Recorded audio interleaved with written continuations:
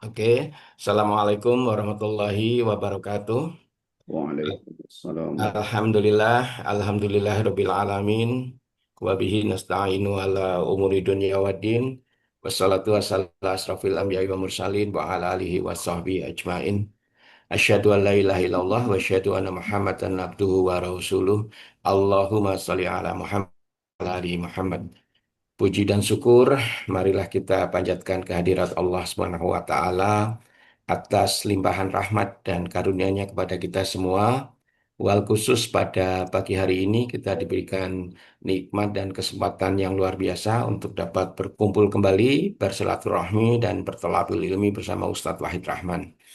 Salam dan salawat semoga tercurah kepada junjungan kita Nabi besar Muhammad Sallallahu Alaihi Wasallam beserta keluarga, para sahabat dan pengikutnya yang istiqomah, dan semoga kita termasuk pengikut beliau yang dengan izin Allah akan mendapatkan syafaat beliau di yaumil kiamah nanti. Baiklah, rekan jamaah Gatis, rekan filah yang dimuliakan Allah. Dua pekan lalu kita sudah membahas surat At-Thoriq sampai dengan ayat keempat. Maka pada pagi hari ini kita akan melanjutkan kajian surat At-Thoriq kita. Dan silakan bagi teman-teman yang ingin membahas atau mendiskusikan mungkin kajian dua pekan yang lalu, kita berikan kesempatan juga selain nanti diskusi mengenai hal yang disampaikan di pekan ini. Baiklah, karena sekarang sudah 5.36, taklim dan waktu sepenuhnya saya serahkan pada Ustadz Wahid Rahman. Tafadhol Ustadz. Bismillahirrahmanirrahim. Jazakallah. Assalamualaikum warahmatullahi wabarakatuh. Waalaikumsalam warahmatullahi wabarakatuh.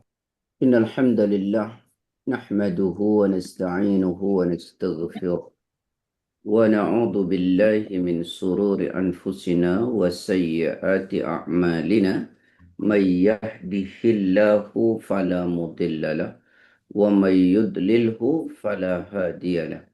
أشهد أن لا إله إلا الله وحده لا شريك له وأشهد أن محمدا عبده ورسوله لا نبي بعد وبعد. Alhamdulillah, puji syukur pada Allah karena sungguh atas nikmat, izin serta karunia-Nya pada pagi ini Allah masih menganugerahkan kita nikmat iman Islam, kesehatan, sehingga kita bisa bersama-sama dalam kajian ini. Salawat beserta salam semoga senantiasa tercurah kepada Rasulullah Sallallahu Alaihi Wasallam, pada Allahumma salli keluarganya, alaihi wa barik sahabat-sahabatnya, alaihi. pengikut-pengikutnya, dan tentu kita semua yang mengikutinya.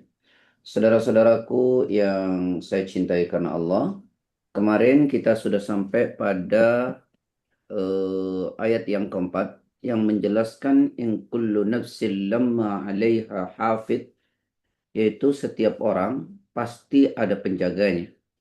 Maksudnya adalah bahwa ya, tidak ada satu manusia pun melainkan ada pencatat amalnya. Ya. Yang sudah kita jelaskan dulu pada surat Al-Infitar bahwa setiap manusia itu diikuti oleh para malaikat yang mencatat amalan-amalan kita. Ya, seperti kemarin pada surat Al-Infitar ayat ke-10 dan 12. Wa inna alaikum lahafidhin. Dan sesungguhnya bagi kamu ada malaikat-malaikat yang mengawasi. Kiraman katibin. Yang mulia di sisi Allah dan yang mencatat seluruh perbuatanmu. Ya'lamuna ma taf'alun. Mereka mengetahui apa yang kamu tidak ketahui. Jadi tidak ada satu perbuatan manusia yang tidak dicatat oleh Allah ya, melalui para malaikatnya. Atau Allah juga berfirman dalam surat Qaf ya, ayat 16 sampai 18.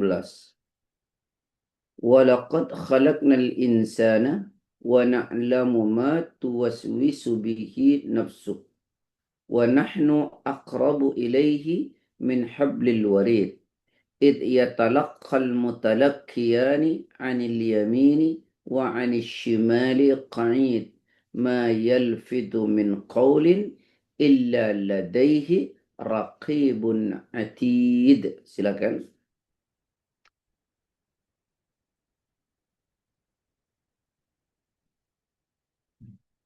Dari ayat 16 sampai 18.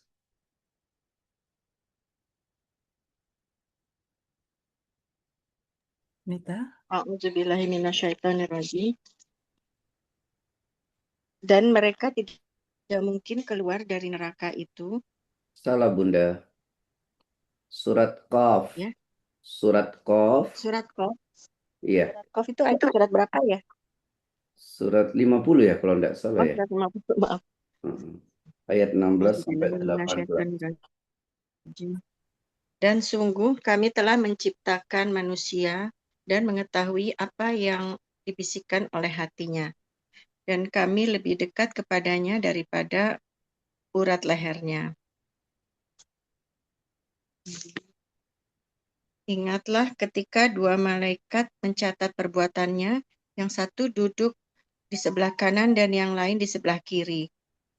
Tidak ada suatu kata yang diucapkannya, melainkan ada di sisinya malaikat Pengawasnya yang pengawas. selalu mencatatnya. Walaqad khalaqnal insana, ya. Dan kami telah menciptakan manusia. Wa na'lamu ma tuwaswisu bihi nafsu, ya. Dan mengetahui apa yang dibisikkan oleh hatinya. Wa nahnu aqrabu ilaihi min hablil warid. Dan kami lebih dekat padanya daripada urat lehernya. Ya, id yatalaqqal mutalakkiyani 'anil yamin wa 'anil shimali qa'id. Dan ingatlah kedua malaikat mencatat perbuatannya. Yang satu di sebelah kanan dan yang satu di sebelah kiri. Ya. Kemudian ma yalfidhu min qawlin illa ladaihi raqibun atid, ya. Tolong perhatikan, tidak ada satu kata yang diucapkan melainkan ada di sisinya malaikat pengawas yang selalu mencatatnya. Karena itu tidak ada satupun perbuatan perkataan kita yang lepas, ya, dari catatan para malaikat. Ya, karenanya ikhwani wa ikhwati fillah, kita harus betul-betul hati-hati, ya, dalam hidup ini, bagaimana kita berbuat, bagaimana kita berkata. Jangan asal kita berkata, jangan. Kenapa? Ma yalfidhu min qawlin illa ladaihi raqibun atid. Tidak ada satu kata pun yang melesat dari diri kita kecuali ada malaikat pengawas yang selalu siap mencatatnya. Karena itu konsep dalam Islam itu begitu sangat luar biasa. Kata Rasulullah SAW, "Man kana yu'minu billahi wal yaumil akhir falyakul khairan aw liyasmut." Siapa beriman kepada Allah dan hari akhir, hendaklah berkata yang baik saja, atau kalau tidak diam. Ya, atau kalau tidak diam. Hati-hati dengan lisan ini. Hati-hati dengan tulisan. Hati-hati dengan sikap kita, ya, yang biasanya suka memelintir perkataan orang. Apalagi kalau disengaja menjadi fitnah. Saya pernah membaca satu kitab, namanya Hadimul Laddat. Malaikat mengadukan kepada Allah, "Ya Allah, ini orang catatan baiknya sudah habis, ya Allah. Tetapi yang menuntut dia masih banyak, ya Allah. Karena dia zalim sama seorang. Dia suka memutarbalikkan perkataan orang. Dia suka memotong-motong perkataan orang dengan niat yang buruk." Apa kata Allah? Ambillah keburukan orang yang dia dolimi itu. Berikanlah kepadanya. Kalau kebaikan dia sudah tiada. Inilah yang kemudian disebut, ya, oleh Rasulullah SAW orang yang muflis, orang yang bangkrut kelak di akhirat. Karena itu sahabat, saudara-saudaraku, yuk cerdas dan hati-hati dalam menggunakan lisan ini. Sebab ini yang paling banyak mengantarkan manusia ke dalam neraka. Seorang sahabat tanya kepada Rasulullah, "Wasu'ilan Nabi an aktsari ma yudkhilun nas an-nar." Jadi sahabat ini tanya, "Ya Rasulullah, apa sih yang paling banyak menyebabkan orang itu masuk ke dalam neraka?" Qala, Nabi mengatakan, al-fam wal farj. yaitu mulut dan kehormatan. Itulah yang paling banyak mengantarkan orang ke dalam neraka. Karena itu ayo arif, bijak menggunakan lisan, arif dan bijak tangan dalam menulis, mengetik, ya. Jangan sampai merugikan orang, memfitnah orang, mendolimi orang, karena semua tercatat. Baik, kemudian Rasulullah SAW pernah menyampaikan bahwa tak ada satupun perbuatan kita yang tidak mempunyai konsekuensi. Wa innal abdah, hadis ini diriwayatkan oleh Imam Bukhari. Wa innal abda la yatakallamu bil kalimati min sakhatillah la yulki laha balan yahwi biha fi jahannam. Kata Nabi, dan sesungguhnya ada seorang hamba benar-benar berbicara dengan satu kalimat yang termasuk kemurkaan Allah. Dia tidak menganggapnya penting. Dengan satu kalimat itu, lalu karenanya dia terjungkal ke dalam neraka jahanam. Saya ulangi. Wa innal abda la yatakallamu bil kalimatin min sakhatillah. Dan sesungguhnya ada seorang hamba benar-benar berbicara dengan satu kalimat yang termasuk kemurkaan Allah. Dan dia tidak menganggapnya penting. La yulkiya laha balan.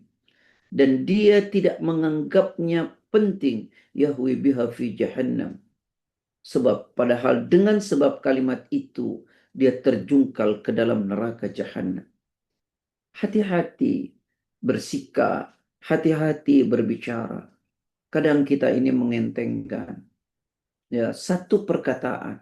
Padahal boleh jadi satu perkataan itu menjungkalkan kita ke dalam neraka.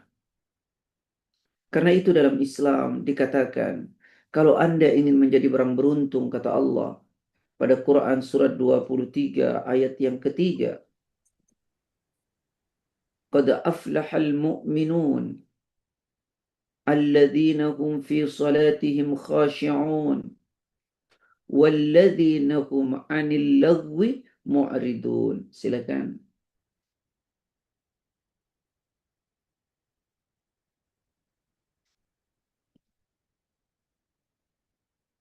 Surat 23 ayat 1 sampai 3.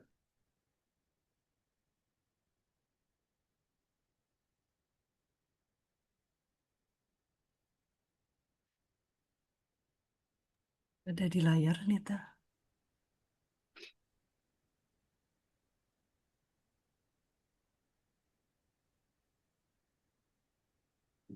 Mbak Anita, Masih di mute mungkin. iya. Oh, ke mute, maaf.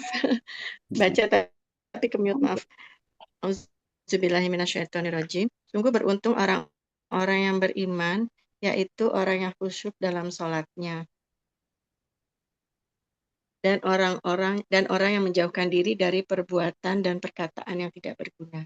Nah, sungguh beruntung orang beriman. Yang antara lain adalah orang yang meninggalkan perbuatan dan perkataan yang tidak ada gunanya. Ya. Apalagi kemudian sampai kata-kata itu ya membuat fitnah dan seterusnya. Maka hati-hati berbicara, hati-hati menulis, ya. Apalagi di media sosial yang kecepatannya itu sangat luar biasa, melebihi kecepatan tubuh. Kalau tubuh kita memukul hanya sejangkau tangan kita, tapi lisan ini melesat seperti anak panah. Rasulullah sallallahu alaihi wasallam mengatakan, "May yadman li ma baina lahyaihi wa ma baina rijlaihi adman lahu al-jannah." Kata Nabi, barang siapa mampu menjamin apa yang ada di antara kedua rahangnya, lisannya, ya, maka ku jamin baginya surga. Maka jagalah lisan, jagalah kehormatan. Jangan kita kemudian, mohon maaf ya, kehormatan orang kita hancurkan dengan lisan kita, dengan memotong-motong apa yang dibicarakan, sengaja. Ya, apalagi kemudian itu membuat umat ini satu sama lain berselisih. Hati-hati, ikhwani wa ikhwati fillah. Nah, selain perkataan, juga perbuatan. Kita mesti hati-hati. Selain perkataan dan perbuatan, maka juga kita perlu hati-hati seperti amalan hati. Lisan kita hati-hati karena ada malaikat yang mencatatnya. Perbuatan kita mesti hati-hati, ada malaikat yang mencatatnya. Dan ini juga penting, amalan hati juga kita hati-hati betul. Ya, hati-hati. Apa amalan hati itu? Seperti ria. Itu kan amalan hati. Contoh orang sholat, ya, saat dia sholat, misalnya di tempat umum, dia memanjang-manjangkan sholatnya karena ingin dipuji orang. Hati-hati dengan amalan hati ini. Secara zahir bagus, panjang, berdirinya lama. Tapi tanyakan ke dalam hati ini, ria atau tidak. Ya, ini amalan hati. Yang itu tidak bisa disembunyikan dari Allah, dari malaikatnya Allah. Kita bisa sembunyikan dari manusia. Kita sembunyikan dari orang seolah-olah kita adalah baik. Tapi demi Allah, itu tidak bisa disembunyikan dari malaikatnya Allah. Dalam catatannya, hati-hati bersedekah. Seperti hari ini misalnya, kita berkorban.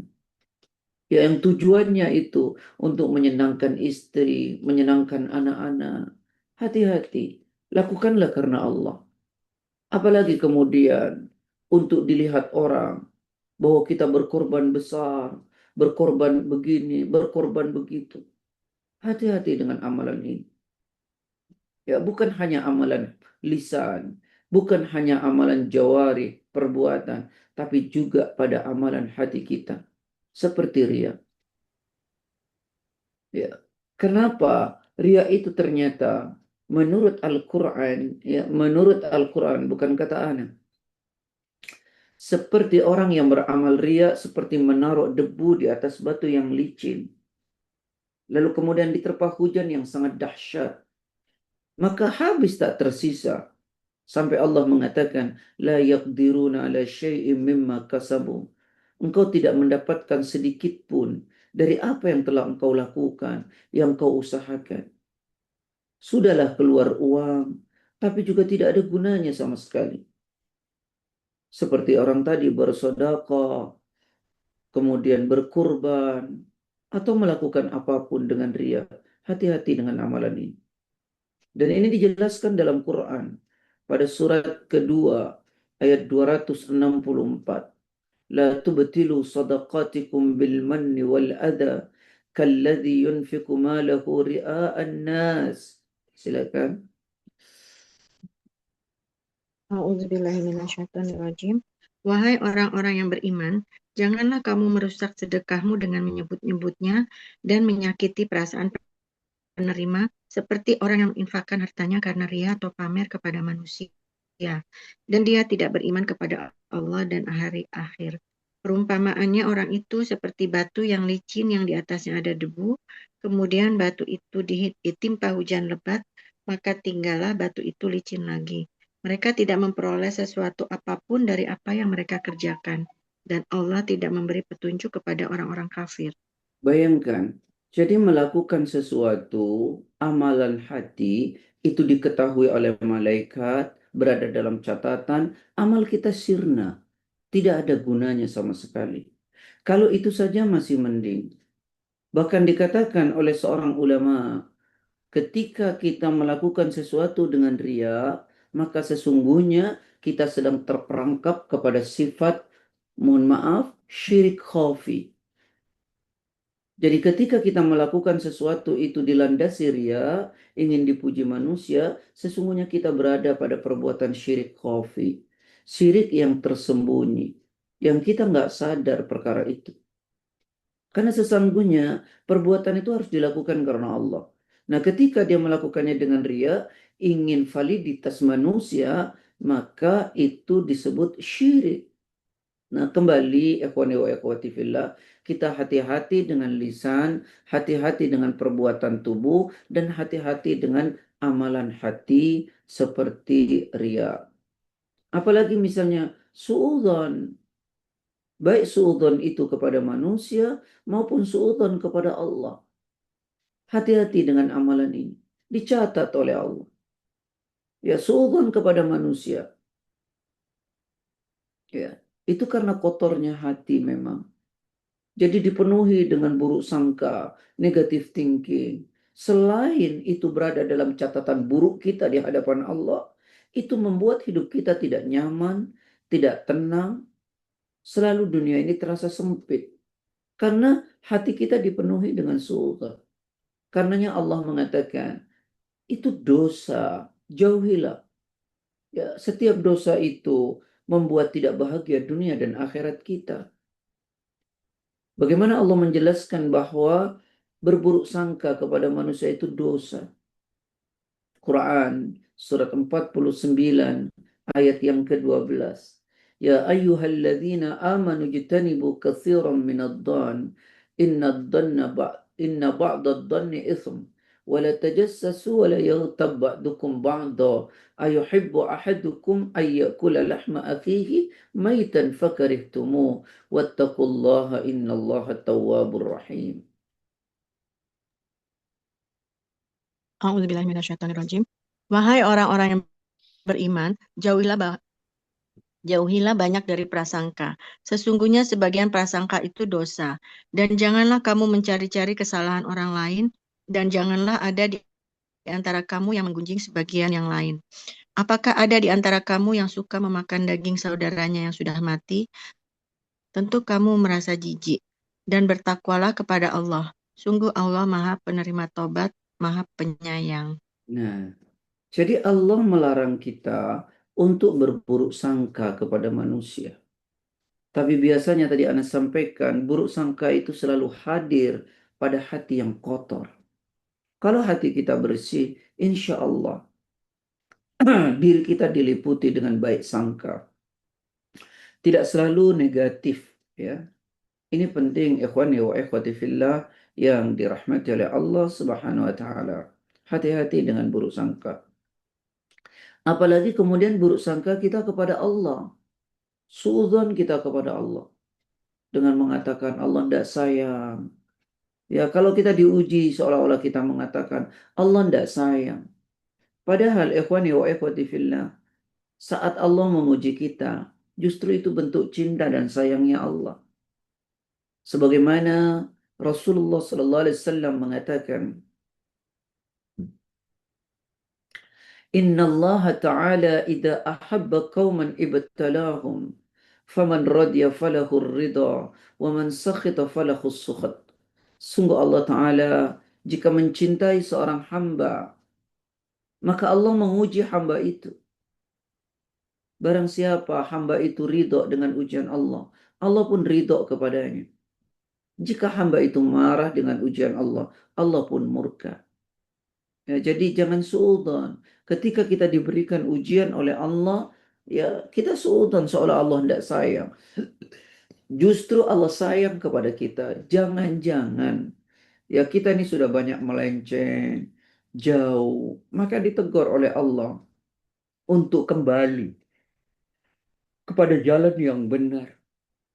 Imam Ibn Taimiyah mengatakan, musibatun tuqbilu biha 'ala Allah khairun laka min ni'matin tunsika dzikrallah.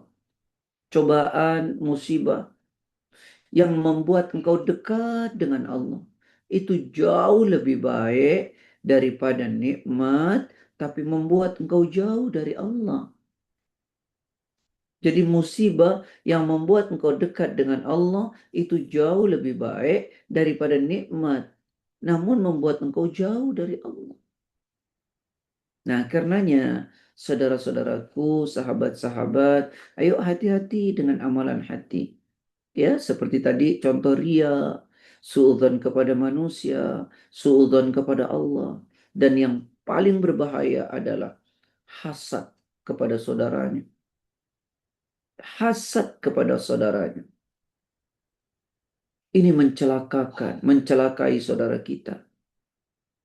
Sifat hasad ini bahaya. Qabil membunuh saudaranya Habil karena hasad. Maka buanglah jauh-jauh sifat hasad ini. Ya, hati-hati. Ini termasuk dosa yang tertua. Ya, setelah sombong, rakus, adalah hasad. Nah, ini adalah amalan hati yang kita iri dengan orang lain. Karena biasanya dengan sifat iri yang tidak terkendali, maka lisan ini melesat menjelekkan saudaranya. Dan kemudian tangan ini juga melesat menulis tentang sesuatu tentang saudaranya. Karena rasa hasad itu. Buruk sekali rasa hasad ini. Nah, di dalam Islam, hasad itu hanya boleh dua saja. La hasada illa fitnatain. Kita tidak boleh iri kecuali dalam dua hal. Ya. Yang pertama, kita iri terhadap orang yang dianugerahkan ilmu oleh Allah. Dia kemudian mengamalkannya dan dia memberikan pengajaran kepada orang lain. Iri kita. Ya. Kemudian kita iri terhadap orang yang berharta. Dia gemar berinfak siang dan malam. Itu saja keirian kita. Tidak boleh pada yang lain. Nah, hati-hati dengan amalan lisan, hati-hati dengan amalan fisik, dan hati-hati dengan amalan hati. Karena tidak ada yang tidak terpantau dalam catatan para malaikatnya Allah. Salah satu contoh dalil bahwa amalan hati itu perlu dipertanggungjawabkan, ya perlu hati-hati. Rasulullah mengingatkan, innallaha katabal hasanati wassayyi'at. Sungguh Allah menulis kebaikan-kebaikan dan kesalahan-kesalahan. Summa bayyana dzalik. Ya, kemudian Nabi menjelaskan, faman hamma bihasanatin falam ya'malha katabahallah indahu hasanatan kamilah. Barang siapa menginginkan berbuat kebaikan, jadi ada niat dalam hatinya berbuat kebaikan, lalu kebaikan itu tidak dia lakukan, katabahallah indahu hasanatan kamilah, maka dicatat di sisi Allah niat tadi itu dengan catatan yang sempurna, dengan kebaikan yang sempurna. Coba bayangkan, kita ingin berbuat baik, lalu kebaikan itu tidak kita lakukan, maka sudah tercatat sebagai kebaikan yang sempurna. Walaupun ulama mengatakan bukan begini ya, kita ingin berbuat baik, lalu kemudian ya di saat kita ingin berbuat baik itu kita malas, tidak kita lakukan. Lalu kemudian kita tidak melakukannya. Apakah itu yang kemudian dicatat? Oh bukan. Yang dimaksud itu begini. Jika kita ingin melakukan kebaikan, lalu kebaikan itu tidak bisa kita lakukan karena kita terhalang takdirnya Allah. Seperti misalnya, kita sudah mau ikut kajian online, virtual seperti ini. Lalu ternyata wifi kita mati, ya, atau kuota kita bermasalah. Nah, itulah yang dicatat, ya. Atau misalnya kita ingin ke masjid, lalu kemudian kita sakit, maka itu yang dimaksud dicatat. Bukan kemudian kita ingin melakukan kebaikan, lalu karena kita malas, lalu tidak dilakukan kebaikan itu. Bukan hal demikian. Atau kebaikan itu tidak kita lakukan karena ada kebaikan yang lebih. Contoh, ya, ibu ingin ikut kajian virtual ini. Ya, jam 5:30 kita mulai, lalu kita sudah niat ingin ikut kajian virtual ini. Oh, ternyata ibu saya atau suami kita minta diantar ya ke sebuah tempat. Maka karena ada kebaikan yang lebih, maka ditinggalkan niat tadi. Nah, itu yang kemudian dicatat sebagai catatan kebaikan sempurna walaupun tidak dilakukan. Bukan karena malas ya. Ini banyak orang salah. Ya, baik. Wa in hamma biha fa'amilaha katabahallahu azza wa jal indahu asyara hasanatin ila sab'i mi'atin di'fin ila ad'afin kathirah. Ya, jika kita berniat, nah, itu amalan hati, berniat untuk melakukan kebaikan, lalu kebaikan itu kita lakukan, kita eksekusi, maka Allah mencatat di sisinya 10 balasan kebaikan sampai 700 lipat, sampai berlipat-lipat. Nah, ini loh. Maka hati-hati juga dengan amalan hati. Atau kata Rasulullah, wa in hamma bisayyi'atin falam ya'malha katabahallahu indahu hasanatan kamilah. Barang siapa berniat berbuat buruk, namun dia tidak jadi melakukan keburukan itu, maka Allah menuliskannya di sisinya sebagai satu kebaikan sempurna. Kenapa? Karena dia mampu memerangi keinginan buruknya. Wa in hamma biha fa'amilaha katabahallahu sayyi'atan wahidatan. Ya, jika dia ingin melakukan kejelekan itu dan kejelekan itu dia lakukan, maka Allah mencatatnya satu keburukan saja. Nah, saudara-saudaraku, ini dalil bahwa masalah niat juga dicatat oleh para malaikat. Oleh karena itu, ketika kita mengetahui para malaikat, mengetahui apapun yang kita lakukan, ya baik dari lisan, fisik maupun hati, maka kalau demikian ayo hati-hati ya. Ini yang dimaksud dari dalil Al-Qur'an surat Al-Alaq ayat keempat. In kullu nafsin lamma 'alaiha hafid. Setiap orang pasti ada penjaganya. Baik, masuk ke 5, 6, 7. Ya. Falyanduril insanu mimma khuliq. Falyandur. Maka hendaklah memperhatikan al-insanu manusia mimma khuliq, dari apa dia diciptakan. Jadi kita suruh merenung oleh Allah. Dari apa sih kita diciptakan? Lalu kemudian ayat 6-nya. Khuliqa mimma indafik. Dia diciptakan dari air mani yang terpancar. Yakhruju min baini sulbi wat taraib. Yang keluar di antara tulang punggung dan tulang dada. Nah, ikhwani wa ikhwati fillah yang dirahmati Allah, ayat ini sebenarnya adalah peringatan dari Allah untuk kita. Ya. Peringatan apa? Agar kita tidak lupa diri. Dari apa sih kita diciptakan? Ya. Ini sekali lagi peringatan buat kita agar kita tidak lupa diri. Kan ayat ini diturunkannya di Mekah. Maka keperuntukannya untuk siapa? Maka untuk orang-orang musyrikin Arab. Ya, kalau di Madinah kan untuk orang mukmin, ini untuk musyrikin Arab. Ya. Kenapa? Orang musyrikin Arab itu mengakui adanya Allah, tetapi mereka mengingkari hari kebangkitan. Ya. Maka seolah-olah Allah menyindir mereka. Ya. Apa yang telah membuat mereka sombong sehingga mereka mengingkari akan adanya hari kebangkitan? Nah, karena itu Allah menyuruh mereka untuk merenungkan, ya, untuk merenungkan dari mana mereka diciptakan. Jadi kalau diciptakan oleh Allah, ya maka Allah pun membangkitkan itu dengan sangat mudah, gitu ya. Dan mereka diciptakan dari air mani, kan gitu ya. Jadi renungkan loh, untuk apa sih sombong? Gitu. Kita kan diciptakan dari air mani, kan begitu ya. Buka dalam surat As-Sajadah ayat 8.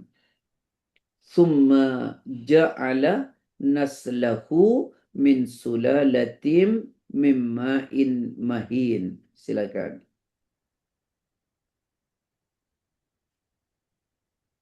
Surat Sajadah ayat Ayat 8. berapa? Ayat 8. Surat Sajadah surat 13. A'udzubillahiminasyaitonirrajim. Kemudian dia menjadikan keturunannya dari saripati air yang hina atau air mani. Kemudian summa ja'ala naslahu min sulalatin min ma'in mahin.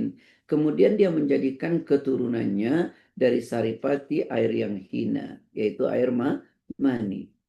Atau kemudian dalam surat yang lain, pada surat Mursalat ayat ke-20, alam nakhluqukum mimma immahin. Ya. Alam nakhluqukum mimma immahin. Silakan.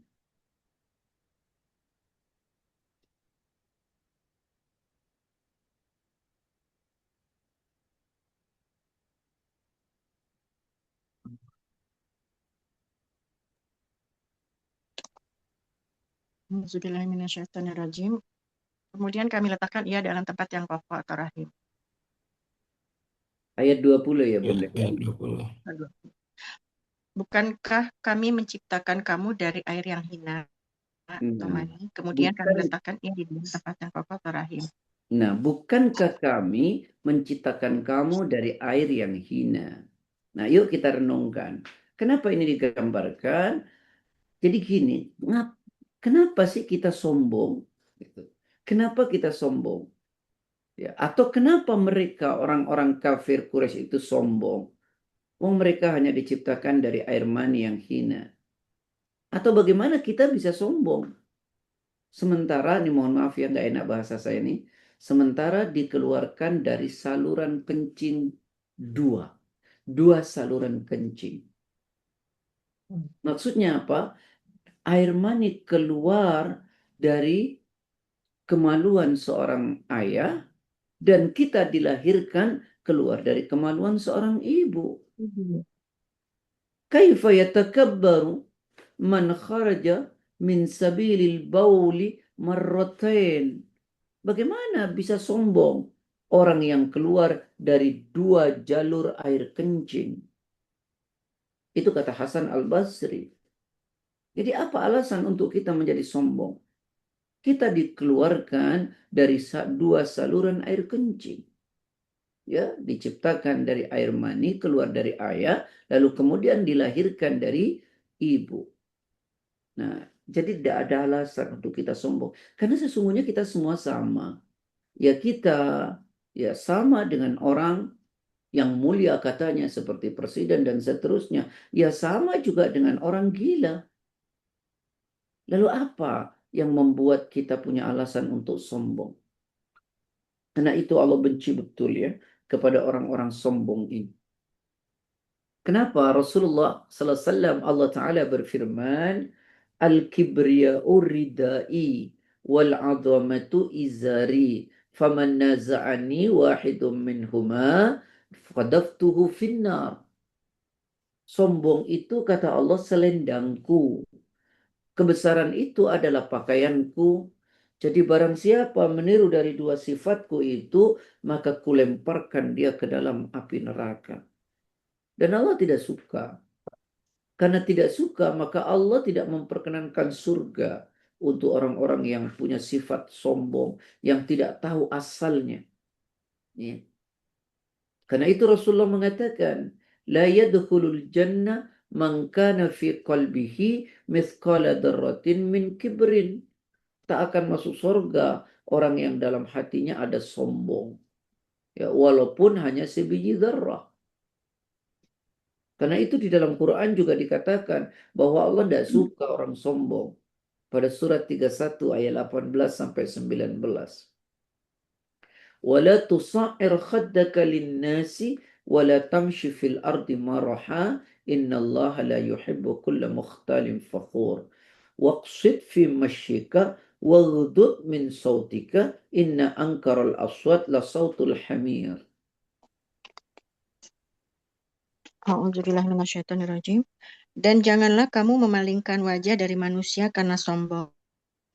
dan janganlah berjalan di bumi dengan angkuh. Sungguh Allah tidak menyukai orang-orang yang sombong dan membanggakan diri.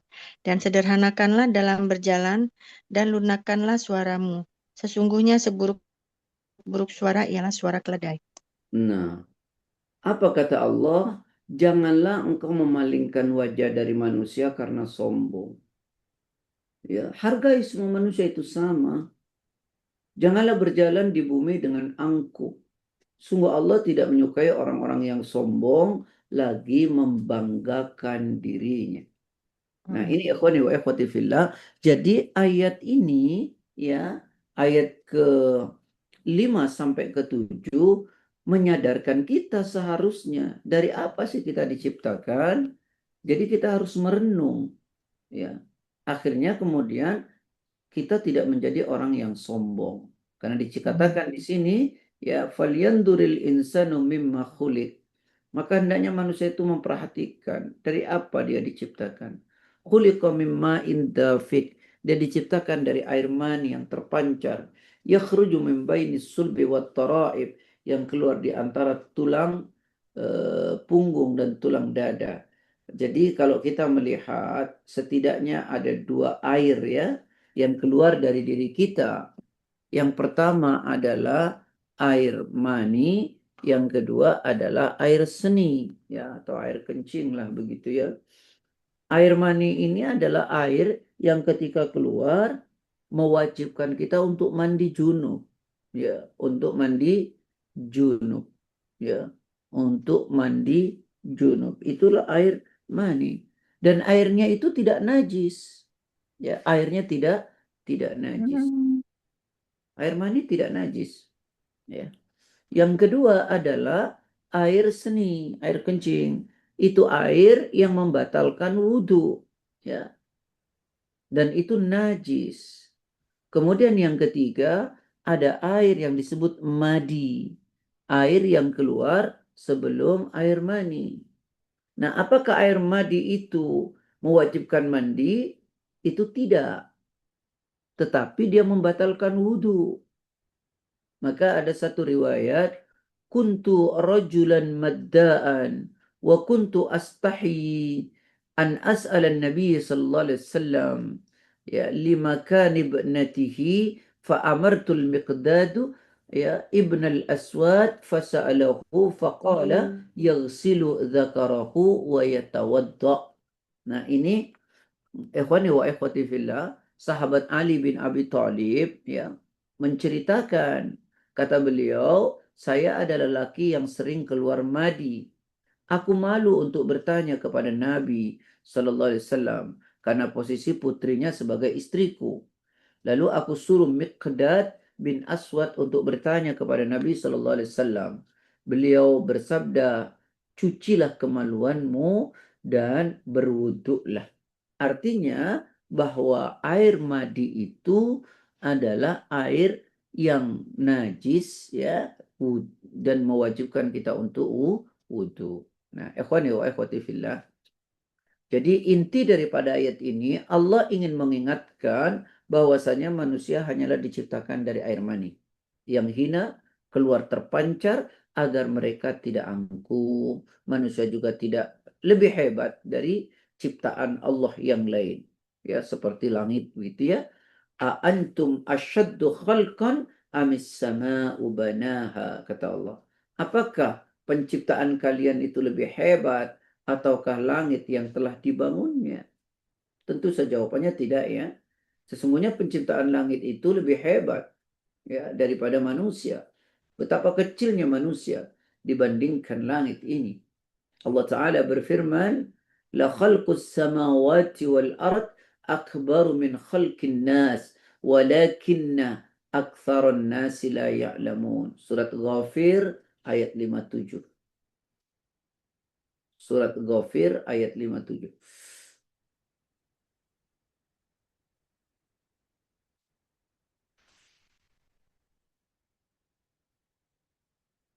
Silakan.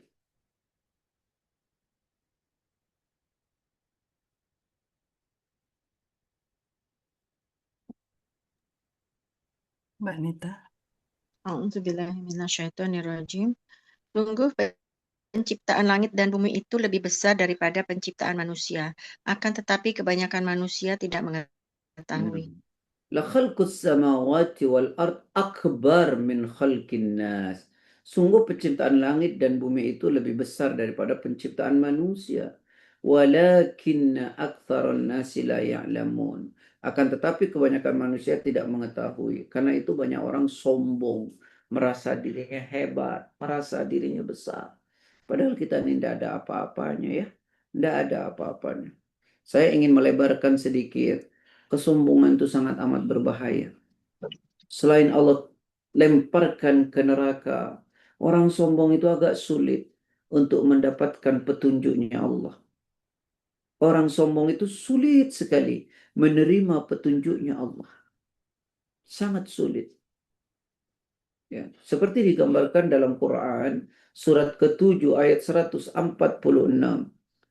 Sa'asrifu an ayati alladhina yatakabbaruna fil ardi bighairil haqq wa iyaraw kulla ayatin la yu'minu biha wa iyaraw sabila ar-rushdi la yattakhiduhu sabila wa iyaraw sabila al-ghayyi yattakhiduhu sabila. Silakan.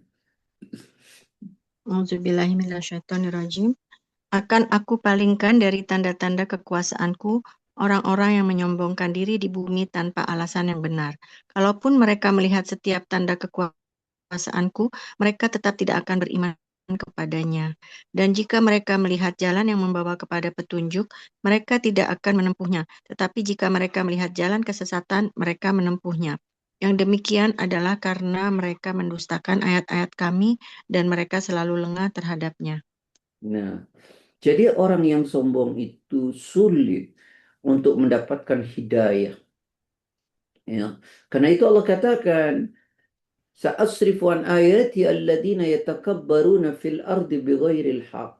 Aku akan palingkan manusia itu dari tanda-tanda kekuasaanku, orang yang menyombongkan diri di muka bumi tanpa alasan yang benar. Wa iyaraw kulla ayatin la yu'minu biha. Ya, jadi setiap diperlihatkan tanda-tanda kebesaran Allah, ayat-ayat Allah, ya mereka tidak mau beriman. Mereka tidak percaya. Nah, itulah kesombongan. Makanya orang sombong itu susah mendapat hidayah. Dan orang sombong itu ditutupi dari kebenaran. Ghamtun nas, kata Nabi. Ya, batarul haq, ditutupi dari kebenaran.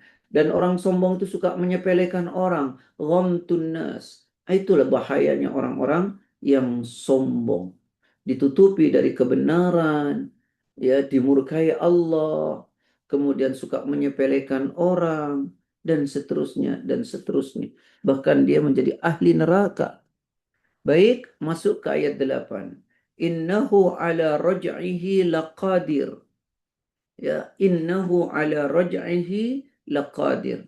Sesungguhnya Allah benar-benar kuasa untuk mengembalikannya. Sesungguhnya Allah benar-benar kuasa untuk mengembalikannya.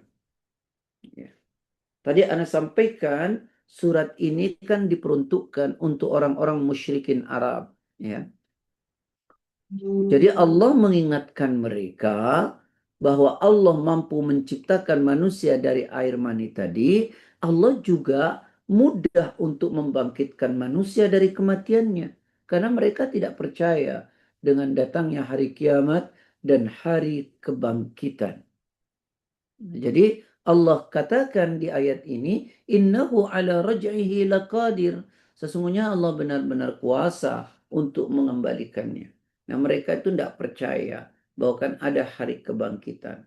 Jadi kalau Allah menciptakan kita dari air yang tadi air yang hina, maka Allah sangat mudah untuk menghidupkan kembali, yaitu yang disebut yaumul ba'tsih, ya, yaumul ba'tsih. Jadi diciptakan, dimatikan, dan diciptakan kembali, dibangkitkan. Karena itu ada dalam Quran surat Al-Baqarah itu, ayat ke-28.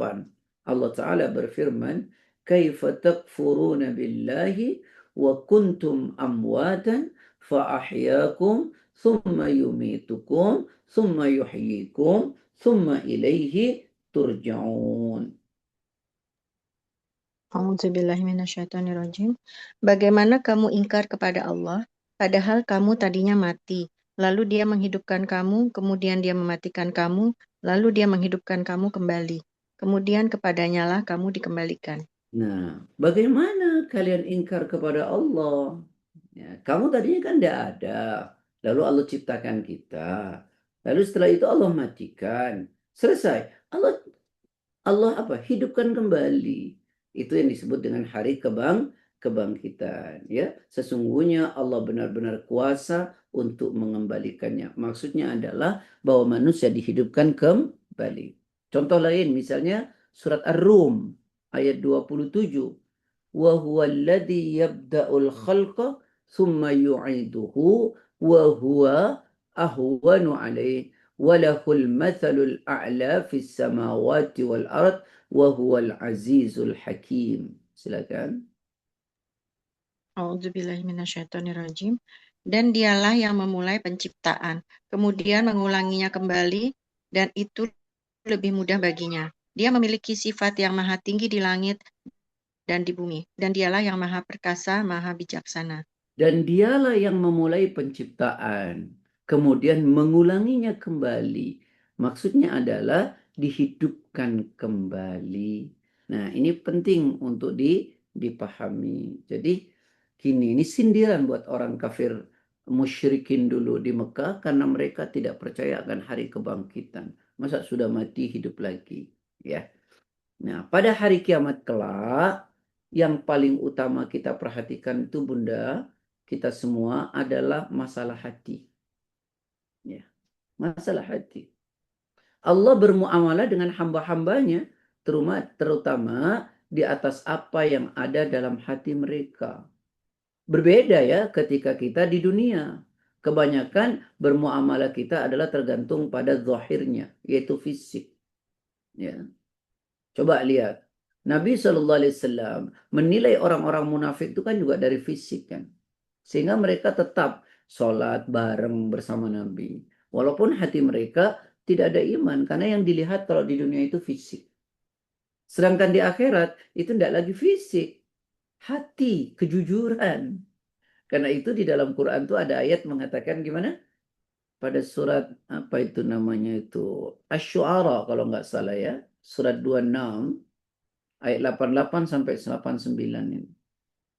Wala tuhzini yawma yub'atsun yawma la yanfa'u malu wala banun illa man atallaha biqalbin salim.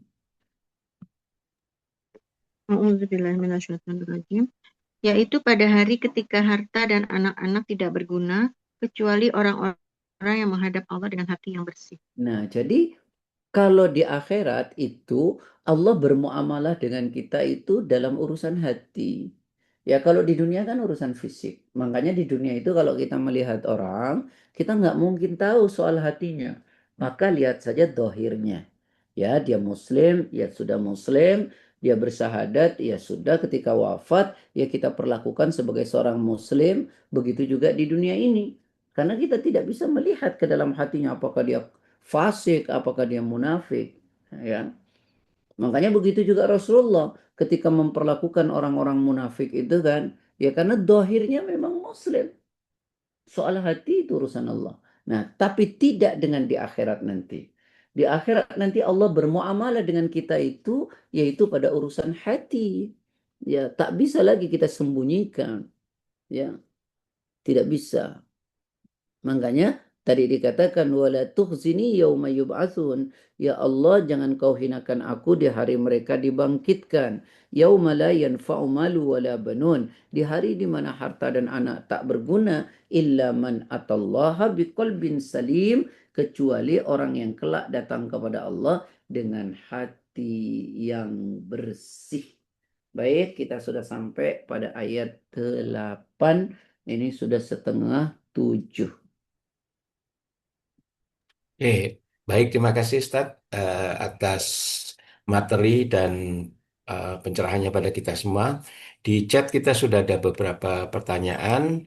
Saya izin untuk membacakan. Yang pertama dari Mbak Dasa. Jika tiap manusia ada pencatat amalnya, maka mengapa masih ada proses dihisab amal manusia saat di yaumil mahsyar? Bukankah Allah Maha mengetahui setiap amalan hambanya karena lebih dekat dari urat lehernya, Ustaz? Taib. Nah, ikhwani wa ikhwati fillah yang dirahmati oleh Allah. Begini, ikhwani wa ikhwati fillah.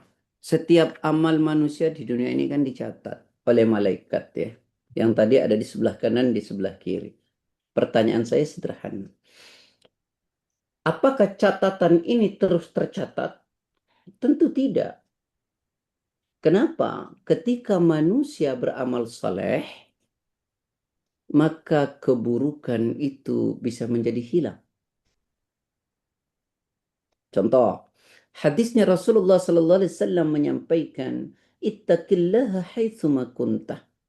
Bertakwalah engkau kepada Allah dimanapun kalian berada. Wa atbi'is sayyi'atal hasanata tamhuha. Ikutilah setiap perbuatan jelekmu dengan perbuatan baik karena kebaikan itu menghapus kejelekan.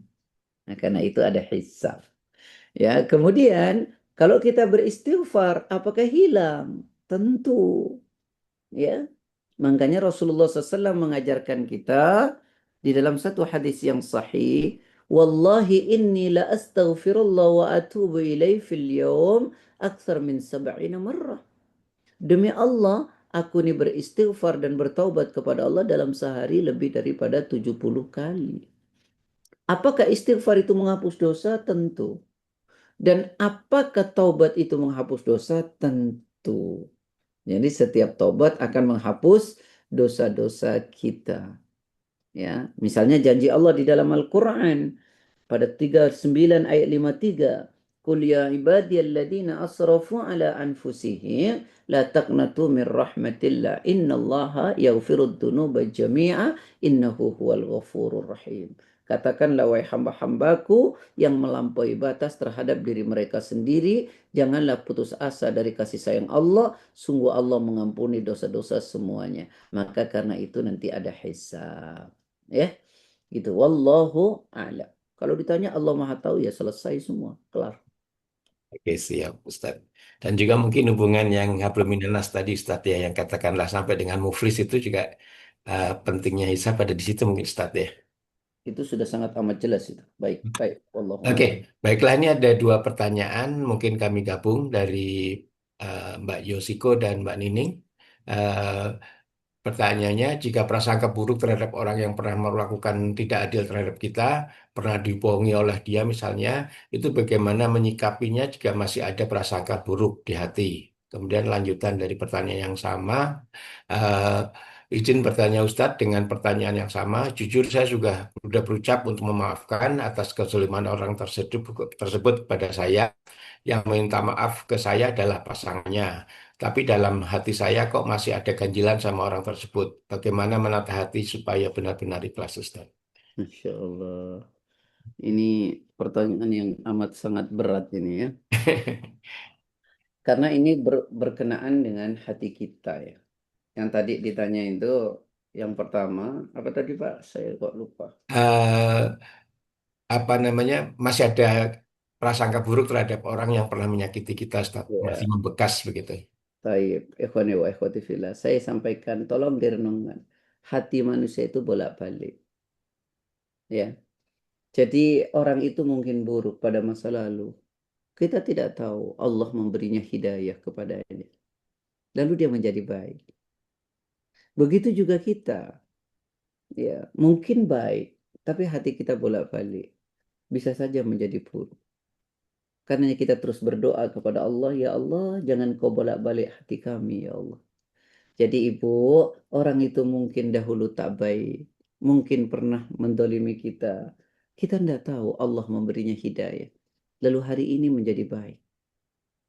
Ya, jadi ayo kita belajar memahami hati manusia itu bolak-balik. Dia mungkin tak baik dulu, sekarang mungkin menjadi baik, gitu ya. Nah, sebegitu juga kita yang baik bisa berpeluang menjadi tidak baik. Jadi, tolong kepada orang kita berhusnudzon, kepada diri kita kita bersuudzon. Ya. Kepada orang kita berhusnudzon, kepada diri kita bersuudzon, agar hati kita ini bersih. agar hati kita bersih.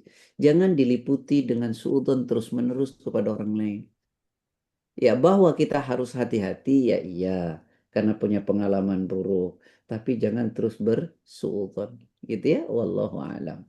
Iya. Mungkin menyambung pertanyaan kedua, Ustaz. Kita sudah memaafkan, tapi masih ada yang mengganjal ini. Bagaimana Ya. menata hati kita, Ustaz? Ayo banyak. Jadi gini, kata ulama, kalau dalam hatimu ada sifat, ada pikiran buruk, dan engkau lawan pikiran buruk itu, maka engkau sudah berada pada jalur yang benar. Tapi jika perasaan buruk itu engkau ikuti terus-menerus, sungguh engkau terlempar pada keburukan itu. Nah, jadi ada perasaan itu dalam diri kita. Yuk kita beristighfar. Ya, kita lawan perasaan buruk itu, kita berada dalam kebenaran. Tapi kalau kita mengikuti perasaan buruk itu dalam diri kita, sungguh kita terlempar pada keburukan. Lawan saja. Ya, banyak istighfar, banyak berpuasa. Jangan kotori hati, sayang. Ya, wallahu a'lam. Oke. Makasih. Gimana Mbak Yusiko dan Mbak Nini? Moga-moga cukup jelas Baik, ya. oh nggak boleh tanya lagi, biar aja telepon. Oke. Ya, terima kasih. Makasih, Dek. Ya, sama. Ini Ustaz ada pertanyaan dari eh, Pak Yanefri. Ada hadis yang mengatakan sesungguhnya ada seorang hamba benar-benar berbicara dengan satu kalimat yang menyebabkan murka Allah dan ia tak menganggapnya penting padahal dengan sebab kalimat itu ia terjungkal ke dalam neraka jahanam. Kalimat itu apa saja Ustaz? Ya Allah, saya kalau mau menghitung kalimat ini terlalu banyak. Kita menganggapnya enteng, bahkan kalimat itu membuat kita terjungkal ke neraka. Misalnya, sederhana saja. Mohon maaf ya, Allah nggak sayang sama kita. Apa iya? Padahal sayang Allah itu tak terbatas. Lalu bagaimana kita mengatakan Allah nggak sayang? Itu satu kalimat yang sangat sederhana, tapi kita sering kali katakan itu. Allah dolim. Saya sholat, saya puasa, tapi kenapa hidup saya kayak gini? Tetangga saya tidak sholat, tidak puasa, tapi hidupnya penuh kebahagiaan. Allah tidak adil. Hati-hati dengan kalimat itu. Nah, ini contoh-contoh sederhana yang dialamatkan kepada Allah yang Maha Rahman, Maha Rahim, sementara kita berbicara sebaliknya. Hati-hati dengan kalimat-kalimat itu, karena kalimat itu menjungkalkan kita ke dalam neraka. Kalau ada hal itu, lawanlah, beristighfarlah, mohon ampun kepada Allah. Ya, dan banyak sekali, banyak sekali. Ini contoh ya. Baik, semoga Allah membimbing kita sehingga Oke, menjaga lisan dan hati kita. Oke, Pak Yanevi cukup jelas ya. Ini ada satu pertanyaan di chat masih ada Ustaz. Dari Pak Rahmadi. Kadang kita terlihat sombong di mata orang lain, tapi kita sendiri tidak merasa bahwa kita berbuat sombong. Ini bagaimana Ustaz? Taib, ikhwani wa ikhwati fillah. Penyakit itu ada dua. Ada penyakit fisik, ada penyakit hati. Penyakit fisik itu penderitanya itu ngerasa sakit. Karena dia ngerasa sakit, maka dia pengen sembuh. Akhirnya minum obat dan berobat sampai sakit itu hilang. Tapi penyakit hati, penderitanya nggak pernah ngerasa sakit. Tapi orang di sekelilingnya lah yang merasakan sakitnya orang tersebut. Karena dia nggak pernah ngerasa sakit, maka dia tidak pengen sembuh. Itulah penyakit hati, termasuk sombong. Sombong itu penderitanya nggak pernah ngerasa sombong. Tapi orang di sekelilingnya yang ngerasakan bahwa orang itu sombong.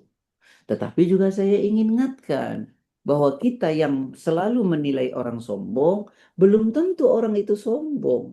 Contoh, Pak Sigit datang ke rumah saya pakai Ferrari, misalnya gitu ya. Terus orang-orang bilang, sombong amat Pak Sigit.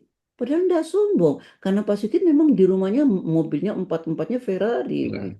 Alhamdulillah. Amin, amin. Amin. Amin, amin. Jadi kita ke rumah Pak Sigit nanti pinjam satu. Ya.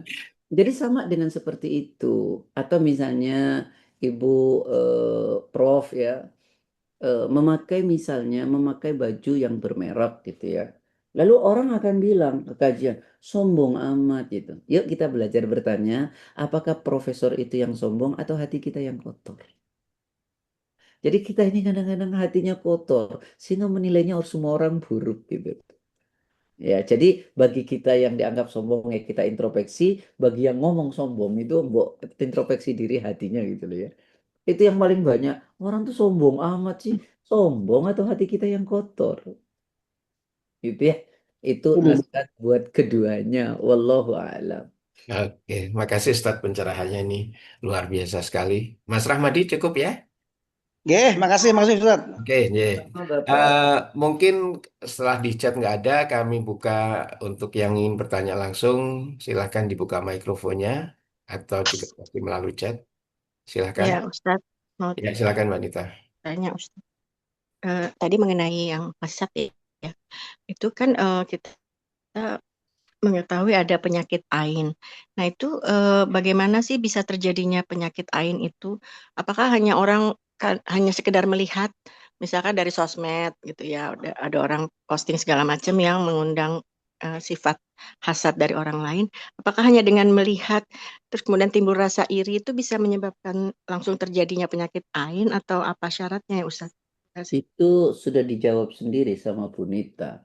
Jadi ketika kita memposting sesuatu ya, yang postingan itu berlandas pada sebuah kesombongan dan ria, lalu dinilai oleh orang dengan hasad, maka sudah menimbulkan penyakit ain. Ya, saya ulangi ya. Kita memposting sesuatu berlandaskan kesombongan dan ria, lalu orang menilainya dengan hasad, maka peluang mendapatkan penyakit ain itu sangat besar. Berbeda misalnya dengan kita memposting bukan karena sombong dan ria. Ya, misalnya memposting amalan-amalan. Ya, orang melihatnya hasad, maka itu tidak menimbulkan penyakit ain. Ya. Yang menimbulkan penyakit ain itu mempostingnya dengan sombong dan ria, lalu orang menilainya dengan hasad, maka menimbulkan penyakit ain. Nah, tapi kan kita tipis di hati kita ini. Karena itu ya udahlah nggak usah posting-posting deh. Saya posting makanan nggak ria Pak Ustadz. Cuman pengen tahu biar Bu Nani tahu kalau saya makan. Itu ria namanya. Itu ya. Atau biar orang tahu kalau di sana ada makanan enak. Serius Siap. kita itu. Nah, sudahlah. Karena tidak semua orang menilainya dengan baik. Bagaimana kalau dilihat oleh orang yang mau makan harian saja tidak bisa, lalu kemudian kita memposting makanan-makanan mewah. Kita sudah membuat dia sedih karena apa yang kita lakukan dan membuat dia berdosa karena iri tentang apa yang kita lakukan. Lebih baik jagalah. Apa sih? Terutama posting durian, Ustaz. Hmm?